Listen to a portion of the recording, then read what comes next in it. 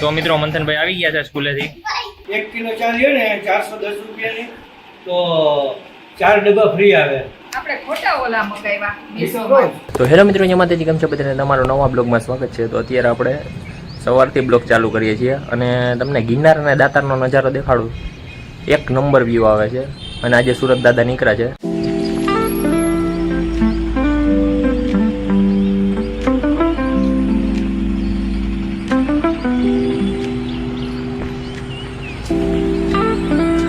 તો મિત્રો અત્યારે આપણે મહાદેવના મંદિરે જઈએ છીએ.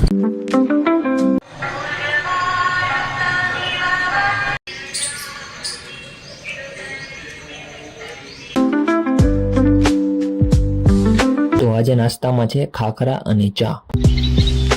તો મિત્રો હજી ઘરે આવ્યો જ છું, બપોર પડી ગયું છે અને જમવાનું હજી બને છે, થોડું ઘણું બાકી છે. તો ગામમાં જવાનું છે, બધું સામાન થોડો ઘણો ઘરનો સામાન છે તે લેવા જવાનું છે. આજે ભીંડાનું શાક આલે છે બનાવવાનું.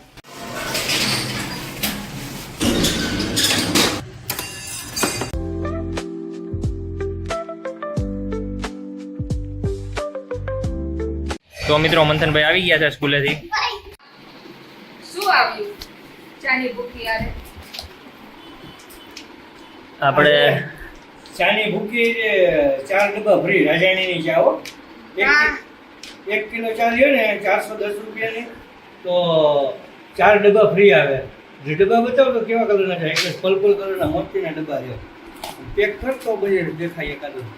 આપણે ખોટા ઓલા મગાવ્યા મીશોમાં. પણ આપણે ખબર નથી ને, આની પહેલા છે ને ઓલી પાણીની બોટલ આવી હતી 2. એની પહેલા હું કાચનો જગ આવ્યો. કેટલા ડબ્બા આવ્યા? 4 ડબ્બા. કેટલા કિલો? 1 કિલો. તો મિત્રો આપણે અત્યારે ગામમાંથી બધો સામાન લાવ્યા છીએ. તમને દેખાડું શું શું સામાનમાં લીધું છે.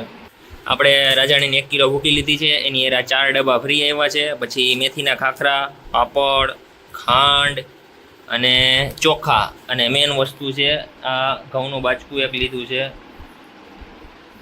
અને મંથનભાઈ આવી રીતના રખડે છે. સ્કૂલેથી આવીને ડાયરેક્ટ કપડાં બપડા પહેરવાના નહીં,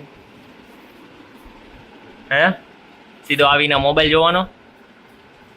હે ઓય સીધો આવીને મોબાઈલ જોવા વયો ગયો છે. તો મિત્રો તમને બ્લોગ પસંદ આવે તો લાઈક, શેર અને સબસ્ક્રાઈબ કરજો. Thank you so much watching. By.